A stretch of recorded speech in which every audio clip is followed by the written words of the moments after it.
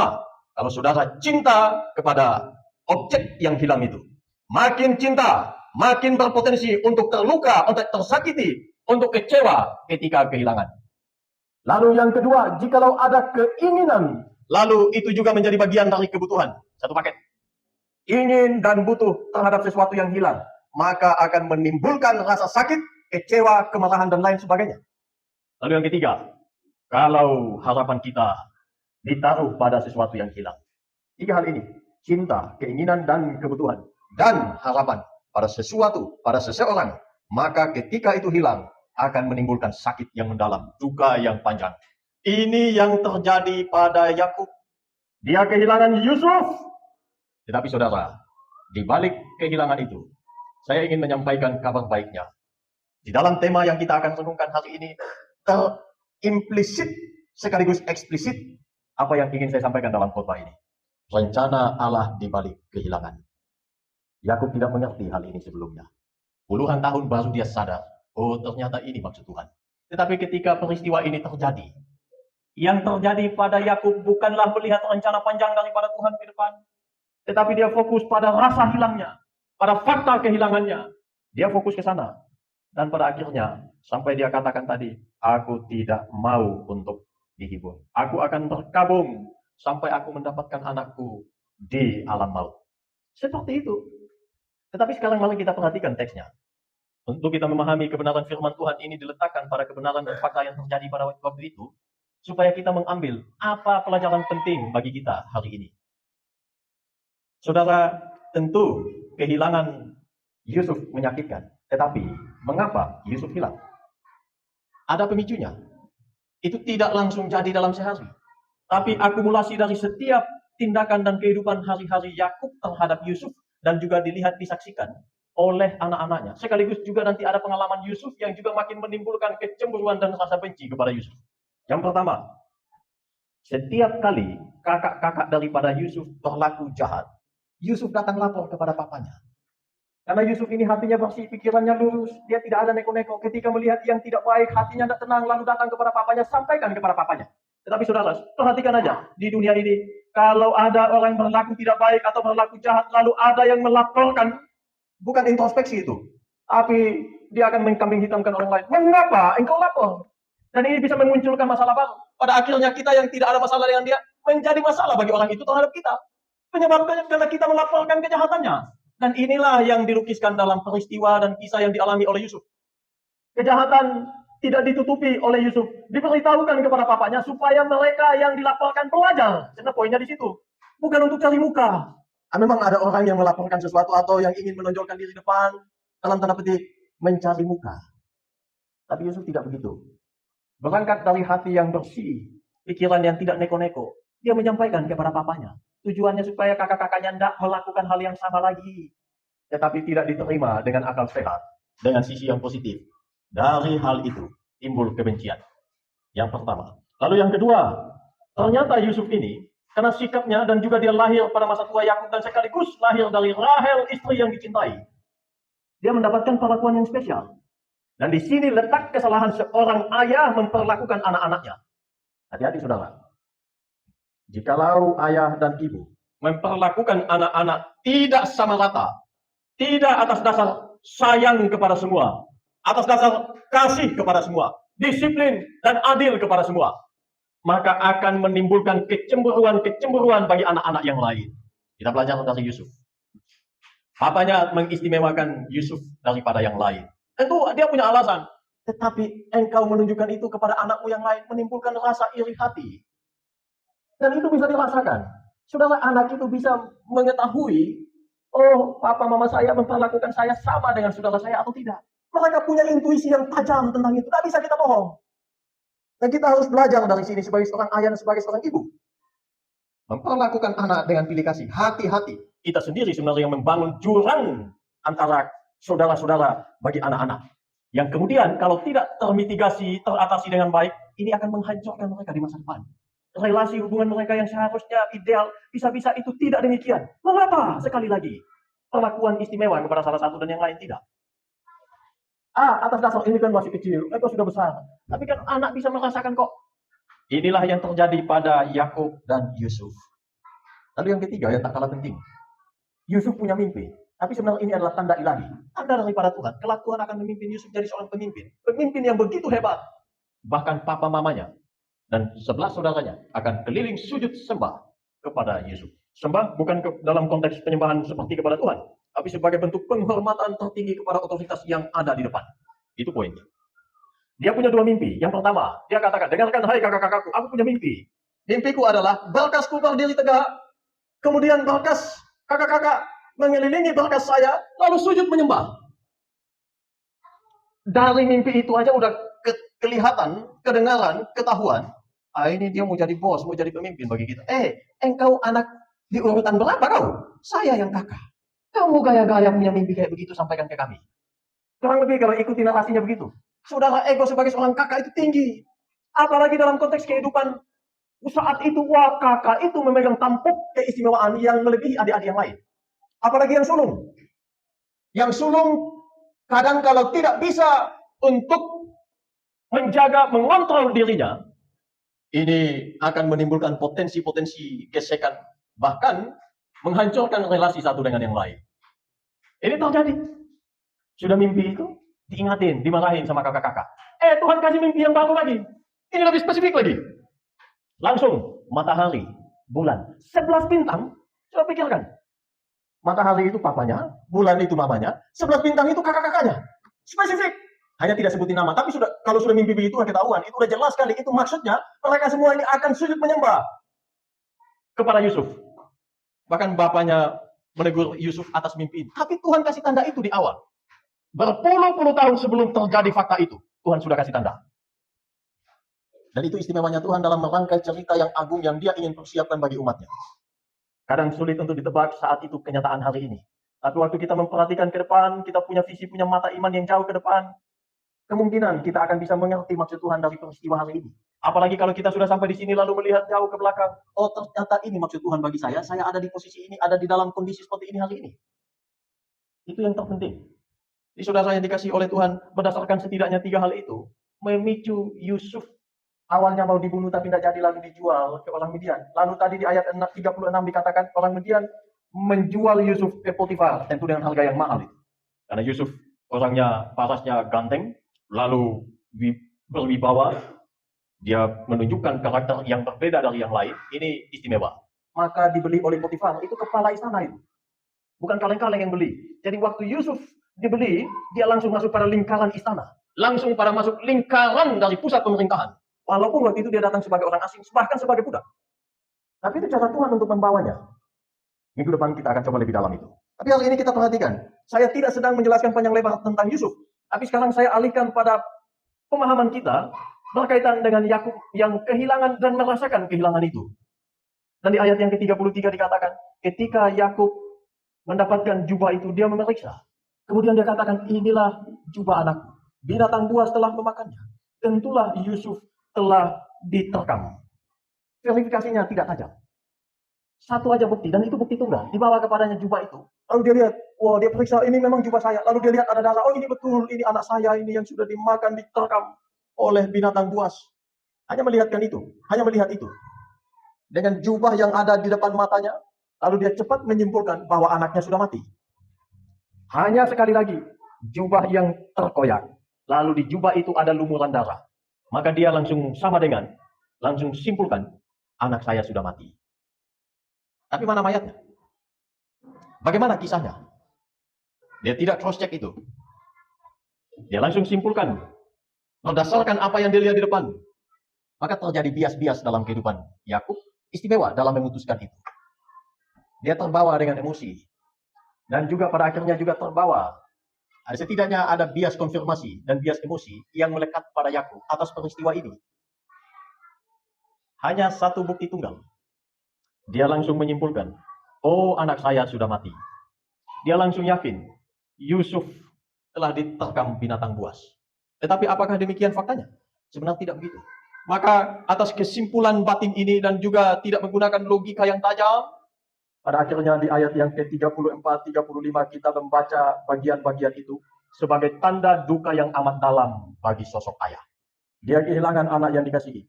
Beberapa waktu lalu istri yang dikasihi Rahel sudah mati. Sekarang anak yang dikasihinya mati lagi. Sangka dia.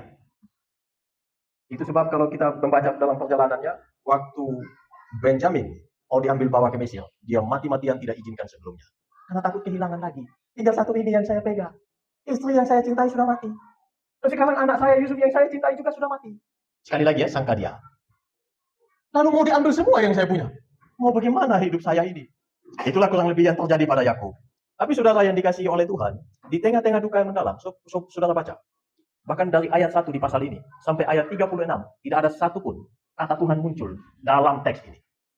Yakub bahkan tidak berseru, tidak berdoa, tidak menangis, tidak berkeluh kesah kepada Allah.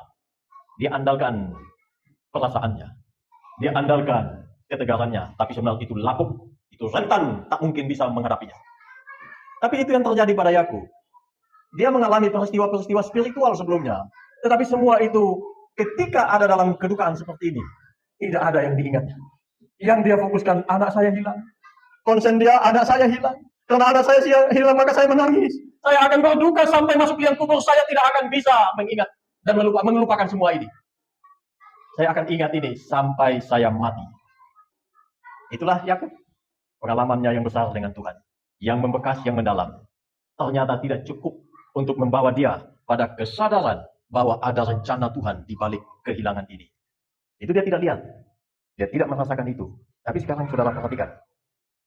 Ternyata apa yang dialami oleh Yakub juga kita bisa bandingkan dengan peristiwa masa lalu yang dilakukan oleh Yakub. Awalnya dia lakukan, sekarang dia alami. Yang pertama, dulu dia nipu papanya. Dia nipu kakaknya. Sekarang dia ditipu oleh anak-anaknya. Seperti kan ya? Ini adalah efek akibat daripada dosa.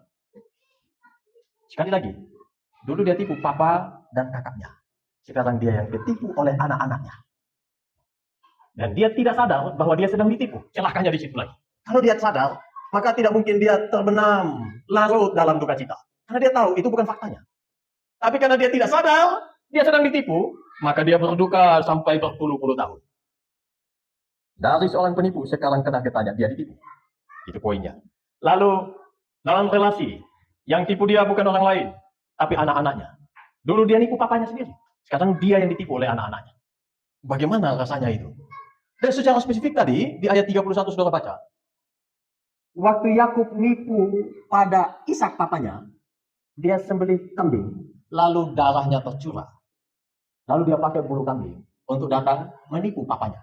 Sekarang dia ditipu oleh anak-anaknya, darah kambing diambil, kambing dibunuh, darahnya ditaruh di jubah maha indah daripada Yusuf, kemudian dikasih kepada Yakub. Seperti aduh, ini luar biasa. Saya tidak katakan ini hukum karma atau gimana. Karena dalam konteks ini kita perlu belajar dengan hikmat dan bijaksana daripada Tuhan. Yang saya maksudkan, hati-hati. Dosa akan berakibat kita menerima daripada apa yang kita sudah lakukan. Itu pentingnya. Maka Tuhan katakan, jagalah dirimu sebaik mungkin. Supaya kita tidak menerima akibat daripada perbuatan kita di masa lalu. Dan kehidupan itu mengalir seperti itu. Ternyata itu bukan hukum alam saja, tapi hukum ilahi juga ternyata jadi pada manusia. Apa yang kita lakukan di masa lampau, jikalau itu tidak selesai, dan kalau Tuhan ingin ajar dan hajar kita, ke depan kita akan mengalami hal sama, seperti yang kita lakukan. Tetapi kita bersyukur jika Tuhan meloloskan kita daripada itu. Bukan karena kita baik, tapi karena Tuhan menolong. Tetapi saudara yang dikasihi Tuhan, perhatikan hal ini. Seperti saya sudah singgung sedikit di awal. Waktu Yakub berduka, tidak ada jasad daripada anaknya Yusuf. Harusnya, kalau dia tidak lampau dalam duka cita, masih ada harapan. Karena yang dibawa cuma jubah. Bagaimana mungkin jubah yang maha indah yang dipakai begitu, kemudian terkoyak, lalu terkoyak semua tubuhnya dimakan habis binatang buas. Tak ada binatang buas makan sampai habis kayak gitu. Itu bukan buaya, dia masuk dalam bukan. Binatang buas waktu itu ya paling bolehlah dikatakan serigala dan lain sebagainya. Pasti ada sisa. Pasti ada sisa. Lalu koyakannya seperti apa? Tapi poinnya adalah tidak ada jasad, tidak ada jenazah. Juga tidak ada saksi sebenarnya. Kalau ditelisik lebih dalam, di ayat yang ke-32 itu dikatakan, jubah maha indah itu, mereka anak-anak dari Yakub yang laki-laki itu, suruh antarkan kepada ayah mereka dengan pesan. Artinya mereka tidak datang langsung menghadap pada papanya. Takut ketahuan bohong juga. Nanti ditanya-tanya, satu udah nyambung, satu udah nyambung, ketahuan bohongnya. Ya kalau sedikit agak jeli sebenarnya Yakub bisa mendapatkan jawaban daripada itu. Walaupun effortnya agak-agak lebih panjang. Tapi kan udah terbawa emosi, perasaannya terlalu larut dengan berita yang pertama. Hanya dengan itu aja udah percaya semua. Hati-hati, orang dekat juga kadang bisa menipu kita. Ini ternyata di sini demikian. Tidak ada saksi. Bahkan tidak disampaikan di mana TKP-nya. Kan harusnya ada. Dapat di mana itu jubah mahal indah? Ya kan kita tanya dulu lah. Kalau kita mau panjang-panjang lah. Kalau pikirannya agak kritis. Tapi sekali lagi, pikiran kritis dan logika akal sehat akan sulit dipakai saat saudara sedang berduka cita. Itu faktanya. Maka hati-hati. Hati-hati dengan perasaan, dengan duka dan kesedihan dan lain sebagainya. Jadi poinnya sekali lagi, jikalau kita melihat dari sisi lain, tidak menggunakan sudut pandang Yakub, maka ada harapan dong. Karena tidak ada jasad, tidak ada mayat. Oh, mudah-mudahan satu saat Yusuf bisa ditemukan kembali. Tapi sekarang mari kita perhatikan dua tempat dengan peristiwa yang berbeda. Yakub tinggal di Kanaan. Yusuf sudah menjadi budak di Mesir. Istimewa sebagai budak Potifar. Di dua tempat ini, Yakub menderita duka cita. Di sini tidak ada pengharapan lagi. Tetapi di Mesir, babak baru kehidupan Yusuf dimulai. Itu perbedaannya. Ketika Yakub meyakini anaknya Yusuf sudah mati, ternyata di bagian lain ada satu peristiwa yang baru dimulai babaknya. Yusuf masuk di dalam babak berikut daripada rencana Tuhan di balik semua ini. Dan kita harus perhatikan itu dari sisi yang lebih jauh, yang lebih tajam, lebih lebar lagi. Memang di sisi lain Kanaan berduka. Yakub dan mereka yang tidak tahu peristiwa itu berduka cita. Dan saudara kalau membaca selanjutnya, begitu pintarnya kakak-kakak daripada Yusuf untuk menutup itu. Sampai hari ketemu Yusuf, peristiwa itu tidak pernah terbongkar. Sampai hari itu. Maka mereka tutup peristiwa itu 22 tahun lamanya. Lama sekali. Begitu pintar menyembunyikan kebusukan itu. Tapi saudara, di mana ada kebusukan, lama-lama akan ketahuan. Nah ini yang kita bisa pelajari dari kisah ini. Walaupun text time sampai 22 tahun, tapi tetap kebongkar. Dan Tuhan membuka semua itu. Tapi sekarang kita coba berpikir, kalau Tuhan tidak pakai cara seperti ini, untuk sampai pelihara bangsa yang besar kelak, mengutus dia ke Mesir duluan ke sana, dengan cara apa bisa menjadi penguasa di Mesir? Bagaimana kita bisa berpikir dengan logika akal sehat, seorang asing, seorang yang masih dari keluarga kecil, Yakub waktu itu tidak besar, belum sampai 100 jumlah jiwa dari keturunan Yakub, lalu bisa jadi penguasa di Mesir. Bagaimana caranya? Otak kita tidak nyampe sana. Tapi apa yang mustahil bagi manusia? Bagi Tuhan enteng benar. Tapi saudara harus melewati proses yang panjang. Bukan waktunya kita fokus pada Yusuf, tapi mari kita fokus rencana Allah di balik kehilangan daripada Yakub. Inilah yang penting bagi kehidupan kita. Kita kehilangan apa di hidup ini? Lalu bagaimana kita meresponi kehilangan itu? Itu yang terpenting. Karena saudara, waktu kita menggenggam sesuatu makin erat, maka sebenarnya kita sedang membawa diri dalam potensi luka yang besar dari kehidupan kita. Semakin kita menggenggam erat, semakin kita akan tersakiti, kecewa, terpahit, dan penuh dengan kemarahan, kebencian, kalau itu lepas daripada kita. Ini menjadi persoalan. Tapi sekarang saya beritahu 3 hal penting kepada saudara. Saya harap dengan 3 hal ini kita mengingat firman Tuhan ini dan kita pulang menghidupinya dalam hidup. Yang pertama, kontrollah emosi. Pakailah logika dan akal sehat. Jangan cepat menyimpulkan sesuatu kalau tidak pasti. Kalau kita menyimpulkan sesuatu terlalu dini, pada akhirnya kita akan salah kaprah sama seperti Yakub. Lalu kemudian dia akan digoncang dan sudah demikian oleh permainan emosi yang tak dikontrol olehnya. Nah ini pula yang kita harus belajar. Kontrollah emosi kita. Saudara, orang yang memutuskan sesuatu berdasarkan perasaan, berdasarkan emosi, sebagian besar pasti menyesal. Saya ulangi. Keputusan yang dilandasi dengan emosi atau perasaan, sebagian besar pasti menyesal di akhir. Jadi hati-hati. Pakai akal yang Tuhan kasih. Dan tentu juga melibatkan hati nurani yang paling dalam. Ada pertimbangan-pertimbangan yang matang.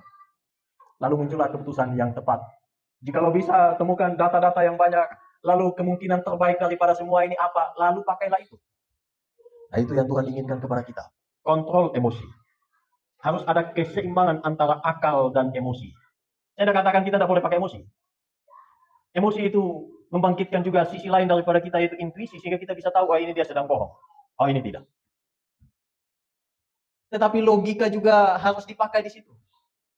Kalau kita terbawa emosi, jadinya tidak bisa melihat dengan jernih apa yang Tuhan kehendaki dalam satu peristiwa yang kita alami. Sekali lagi, contoh nyatanya adalah Yakub. Dan saya harap kita tidak menjadi Yakub hari ini, dalam konteks ini. Jangan. Karena kita akan terbawa dalam duka, bahkan bisa sampai mati dukanya. Seperti Yakub katakan, untung kemudian Tuhan kasih jawaban. Tapi kalau seandainya dia tidak ketemu Yusuf, pada akhirnya dia akan menderita sampai mati. Karena dia tidak melepaskan perasaannya ini. Dia terus genggam, dia tahu ini menyakitkan. Tapi kenapa yang menyakitkan ini engkau tidak lepas? Ini menjadi persoalan, permasalahan daripada manusia. Bahkan di sepanjang masalah, di sepanjang kehidupan manusia. Udah tahu itu sakit, tapi terus mendalami, terus hanyut dalam sakitnya. Tapi coba sekarang melihat kepada Tuhan. Apa yang terjadi di balik semua ini? Lalu kontrol emosi dan pikiran kita. Semua ini harus bisa dikontrol, imbangi. Supaya kita memutuskan dan melakukan sesuatu. Memang ada keseimbangan hidup. Jadi saudara, kontrol emosi. Jangan sampai duka cita mengaburkan iman kita dan logika kita. Sama seperti yang dialami oleh Yakub. Lalu yang kedua, kehilangan bukanlah akhir daripada cerita ini. Karena Allah belum selesai mengukir cerita di hidup Yakub dan di hidup Yusuf. Perjalanan kehidupan Yakub masih panjang kok, walaupun dia sudah tua, tapi Tuhan masih izinkan dia berpuluh tahun hidup. Jadi Tuhan masih mau membuat cerita hidup di dalam perjalanan kehidupan Yakub ini. Tapi persoalannya duka itu tadi yang buat dia tidak melihat itu. Jadi sekarang kita harus bisa belajar bahwa kehilangan seringkali bukan akhir daripada semuanya, bukan. Bahkan justru itu bisa saja menjadi awal dan babak baru dari kehidupan kita selanjutnya. Kalau kita mau belajar, kita mau belajar. Itu poin yang kedua, kehilangan bukanlah segalanya, bukanlah akhir daripada semua ini. Tapi kita perhatikan hal ini, saudara. Waktu Yesus mati di kayu salib, apa yang terjadi dengan para murid? Mereka pikir sudah selesai. Tidak ada harapan lagi. Oh, yang selama ini kita agung-agungkan, yang kita andalkan, sudah mati di kayu salib. Waduh, ini sudah tidak ada harapan. Itu yang terjadi pada murid-murid Tuhan Yesus waktu itu. Tetapi saudara, cerita Allah tidak selesai di kayu salib. Itu adalah babak baru daripada kemenangan yang pada akhirnya saya dan saudara bisa percaya kepadanya. Dan ini banyak kali kita sulit mengerti saat itu peristiwa terjadi loh. Siapa yang tahu bahwa Tuhan baru memulai karya penyelamatannya di kayu salib pasca kematian Tuhan? Siapa yang tahu setelah kematian itu akan ada kebangkitan pasca 3 hari kematiannya? Semua yang mengasihi Tuhan Yesus terlena, terhanyut di dalam rasa sakit, rasa duka yang begitu mendalam. Sama seperti Yakub mengalami. Itu pula terjadi pada murid Tuhan. Tapi mereka tidak lihat, cerita Tuhan masih panjang ke depan. Mengapa engkau terlalu fokus dengan persoalanmu? Mengapa engkau terlalu dihanyutkan oleh duka citamu? Lihatlah, di balik itu ada kehendak daripada Tuhan. Ada rencana daripada Allah untuk membuat sejarah dan kehidupan ini menjadi indah pada waktu Tuhan. Itu sebab 3 hari kemudian Tuhan bangkit daripada kematian. Di situ ada harapan. Oh, semangatnya bangkit kembali. Tapi mereka begitu pilu selama 3 hari. Begitu duka selama 3 hari. Jadi poinnya, kehilangan bukanlah akhir cerita. Yang ketiga, yang akhir, Allah tetap bekerja walau tidak kelihatan. Bahkan walau tak disebut. Yakub tidak nyebut Tuhan. Tidak berseru kepada Tuhan. Tapi Allah bekerja di balik layar. Dia punya cerita untuk Yakub. Dia sedang menulis cerita yang indah di atas buku kehidupan Yakub. Dan Yakub tidak mengerti hal ini. Tapi Tuhan menulis. Dia merajuk setiap kata yang indah, yang juga penuh dengan puisi. Dan juga kalau saudara perhatikan puisi itu begitu tinggi, begitu dalam, sehingga bahasanya susah untuk diterka. Tapi maknanya begitu dalam. Itu yang Tuhan ingin ceritakan kepada Yakub. Dan Tuhan menulis itu begitu dalam. Allah bekerja bahkan ketika tak kelihatan. Saya ulang secara pendek 3 poin ini. Yang pertama, kontrollah emosi saudara. Jangan sampai emosi kita yang mengontrol kita. Sandingkanlah, seimbangkanlah dengan logika dan akal sehat dan hati nurani. 1. Lalu yang kedua, ingatlah bahwa kehilangan itu bukan akhir daripada cerita hidup kita. Bisa jadi itu awal. Awal yang lebih bermakna, berdampak, dan membuat kita makin jauh lentingnya ke atas. Harus perhatikan itu. Dan yang ketiga, Allah tetap bekerja, walaupun kita tak melihat dengan kasat mata. Allah tetap melakukan karyanya. Dia tetap menulis cerita di dalam buku kehidupan kita masing-masing. Dan singkat daripada semua itu, simpul daripada semua itu, rencana Allah pasti indah pada waktunya. Itulah rencana Allah di balik kehilangan Yakub. Dan kalau saudara mengalaminya, ingatlah firman Tuhan ini. Selalu ada rencana Allah di balik setiap peristiwa, termasuk kehilangan kita. Ingat itu baik-baik. Menjadi penghiburan kekuatan bagi kita. Bahwa setiap kehidupan kita diproses sedemikian rupa oleh Tuhan. Bahkan kehilangan pun tidak lepas dari rencana Allah. Kalau kita mengerti, kita jalan sesuai dengan rancangannya, semuanya akan indah pada waktu Tuhan. Itu poin sabda Tuhan hari ini.